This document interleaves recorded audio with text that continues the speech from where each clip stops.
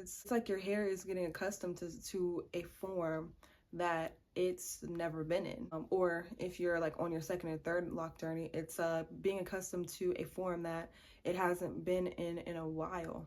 When your hair is always used to being detangled and separated and manipulated, when you finally leave it alone, it's like, okay, what are we doing here? Like, why? Where's the brush? You know, where's the comb? Where's the detangling? Where's the detangling conditioner? When you start treating your hair a totally different way, it's kind of like when you're accustomed to washing your face with one soap, and then you switch to using a soap or cleanser with completely different ingredients in it, and your face reacts, or your skin reacts to that change, even if the new cleanser is better than the older one, because it's something completely new to your face. So it's the same with your hair.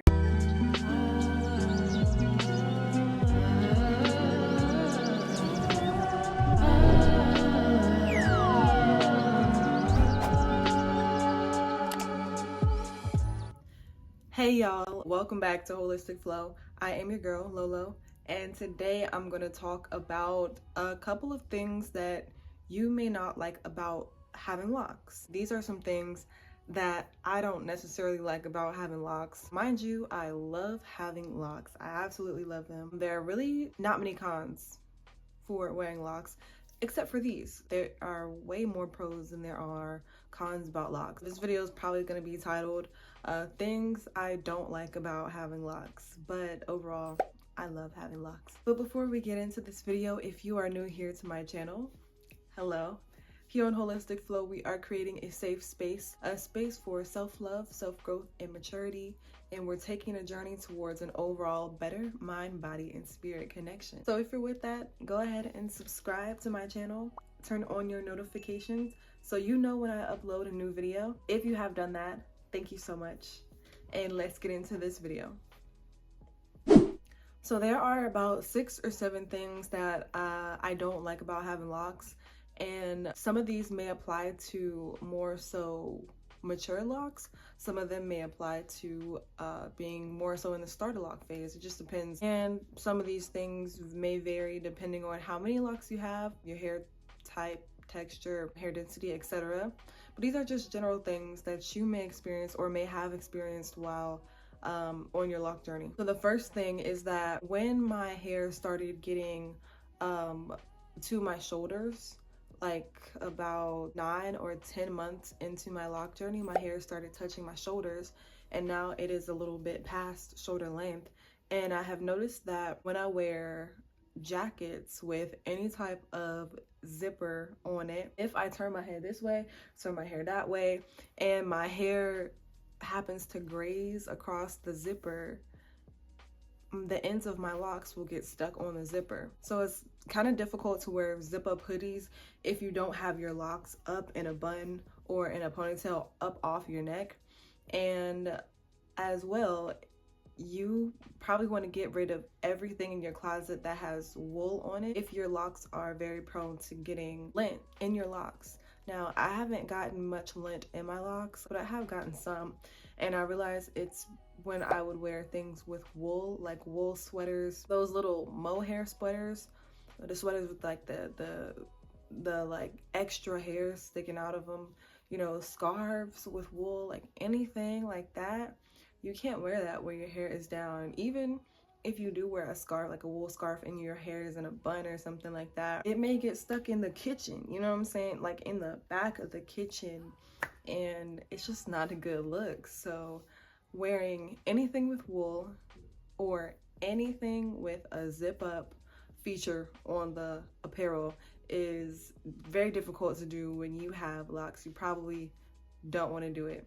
The second thing is that it's difficult to wear any type of jewelry on your ears or on your face, as well as on your neck. So when I first started my lock journey, I realized that I had a cartilage piercing that I used to wear up here, and I had to stop wearing it kind of because my locks would get stuck in my cartilage piercing, and that was kind of annoying. Also, if your hair comes down in your face, Like me, when I'm wearing my hair down, it usually comes in my face and covers the end of my eyebrows and comes like down here. However, when I'm eating food, sometimes my hair gets stuck in my nose rings, or because I have to kind of bend my head over to eat food. So if you turn your head or something like that, or it's windy outside and you have facial piercings or ear piercing, your locks could get stuck in those. Especially if you're wearing a necklace. You can't really wear necklaces with a normal clasp and not expect your locks to get caught in your necklace, in the back, at the nape of the neck. And if you wear those things often, it could actually cause some damage to your locks, because at the end of the day, each individual hair that gets stuck in a piece of jewelry, you're probably not going to take the time to figure out where it got stuck in the jewelry and pull it out that way without damaging your hair, but you'll probably just end up kind of ripping it apart, which is not really good for your locks. Wearing jewelry is a little bit hard, at least around your neck area, your face, and on your ears. Now, another thing you may not like about locks is the first, I would say, 5 to 8 months of having locks. That's often known as the awkward phase, the awkward stage, / the ugly phase, ugly stage. If you don't like to use the word ugly to describe your hair, which I recommend you don't, then I would use, the awkward stage, because it can be awkward for many people. For me, yeah, it kind of was, because it's like your hair is getting accustomed to a form that it's never been in. Or if you're like on your second or third lock journey, it's being accustomed to a form that it hasn't been in a while. When your hair is always used to being detangled and separated and manipulated, when you finally leave it alone, it's like, okay, what are we doing here? Like, why? Where's the brush?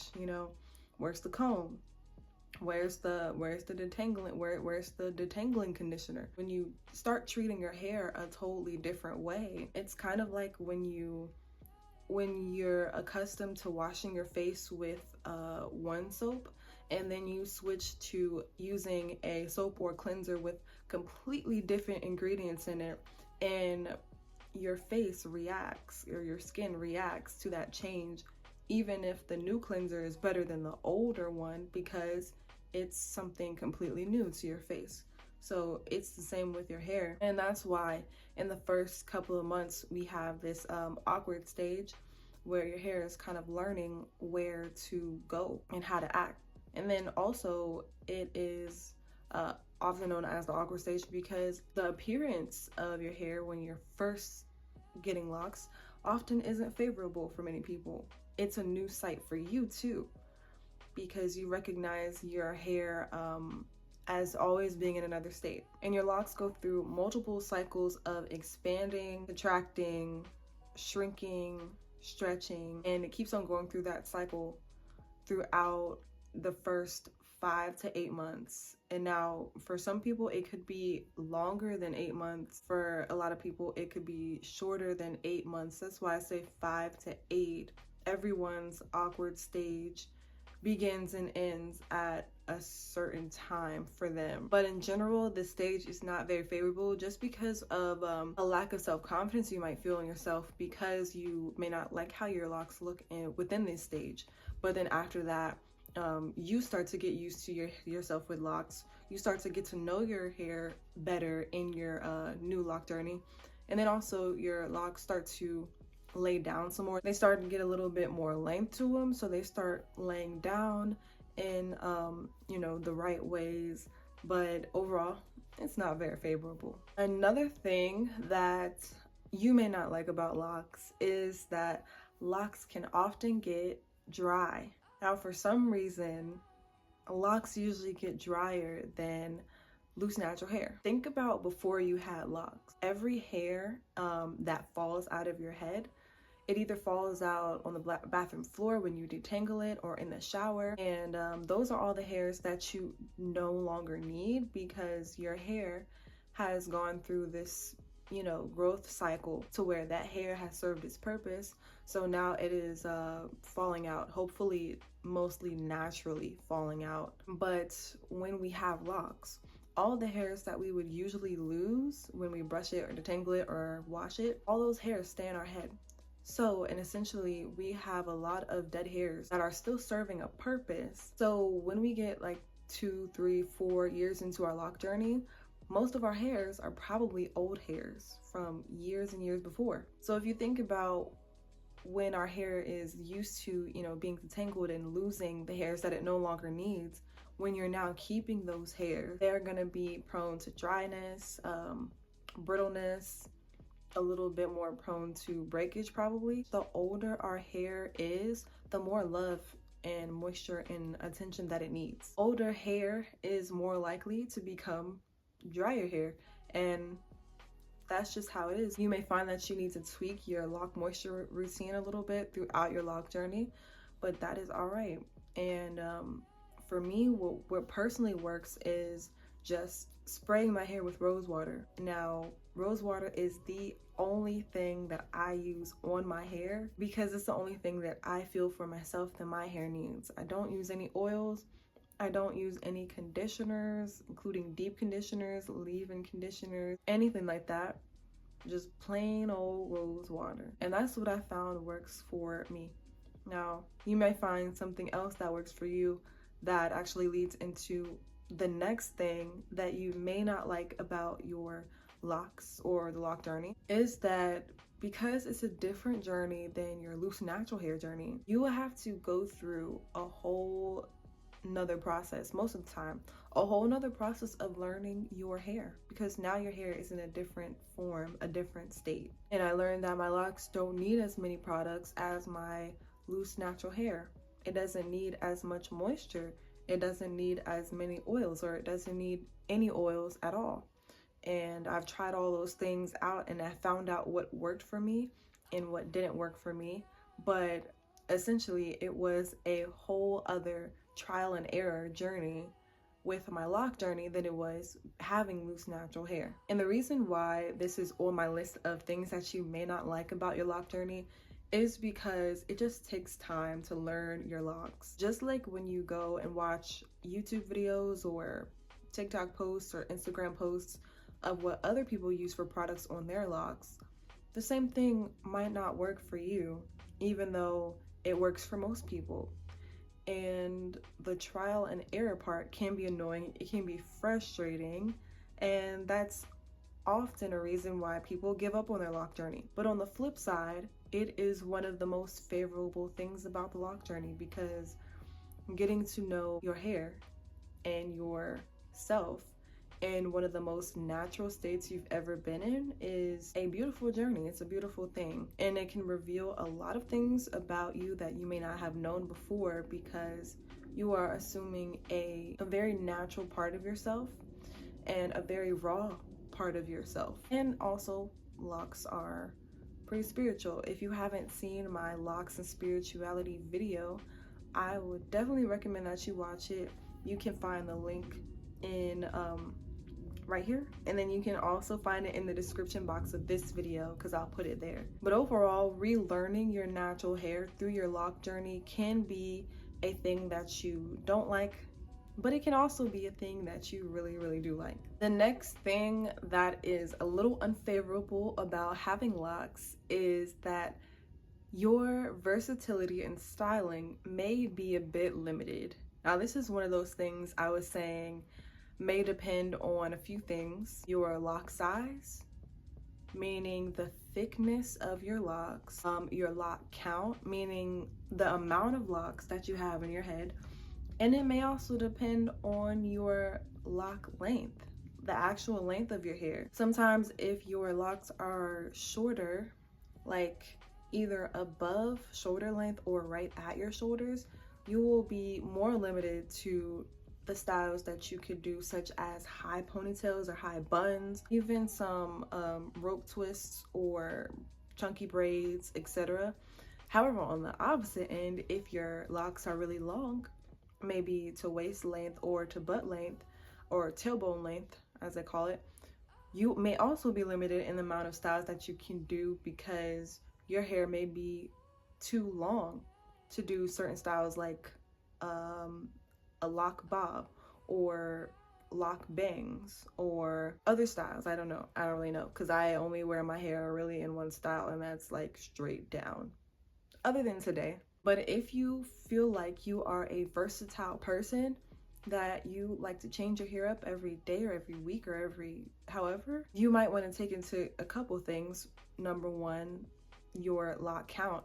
You probably want to have more locks on your head, because the more locks that you have, the easier it is to be versatile with the amount of styles that you can do. But if you are a plain Jane, kind of like me, it's probably not something that you'll even worry too much about if you're just gonna wear them down anyways. So, and the final last thing that you may not enjoy about having locks is not being in control of how your hair looks. This depends on whether you may have fully manicured locks, meaning that you retwist your hair pretty often or pretty regularly in between a month or 2 weeks or 3 weeks or even 2 months. If you are on that side of the manicured lock look, you are probably more likely to manipulate the way that your hair looks, make it lay a certain way, and maybe even if you go to a loctician,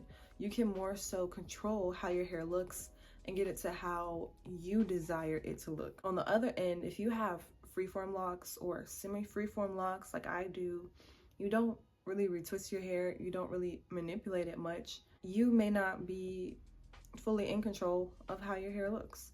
You may have flat locks here, skinny locks there, bigger locks here, and whether or not you really care about it or not may be the deciding factor of whether you don't like this about your locks. At first, I did not so much like this about my locks, because when I was in the beginner phase of my locks, they weren't as heavy because I didn't have as much hair in them, and also they were just very light. They were a lot shorter, so I couldn't really do that many styles with them, and they didn't have much volume to them. Sometimes they didn't lay fully down, and a lot of the times I either wore hats or head wraps whenever I was going out. But this also is something that comes with time. Like with time, you may be either more accepting of how your hair looks, or you just may be able to manipulate it. Even if you don't even manipulate your locks much, you just may be able to do certain things, certain little things here and there, to just make it more so to your liking. It's called getting along with your hair. I feel like our hair is like a plant. Our hair is like another living thing, and sometimes it has a mind of its own. So when I say getting along with your hair, it's kind of like making friends with your hair, loving your hair, taking care of your hair. And if you do that, your hair will love you and take care of you as well. I hope you enjoyed this video, and if you have a couple things that you don't like about your locks, it's okay to share.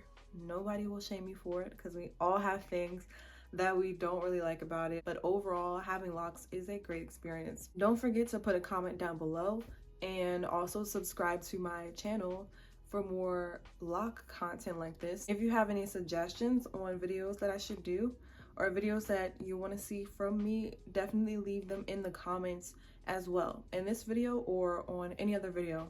And I hope to see you in my next one. But until then, I'm sending peace your way, love your way, and joy to you, your family, and your friends. All right, y'all. Peace.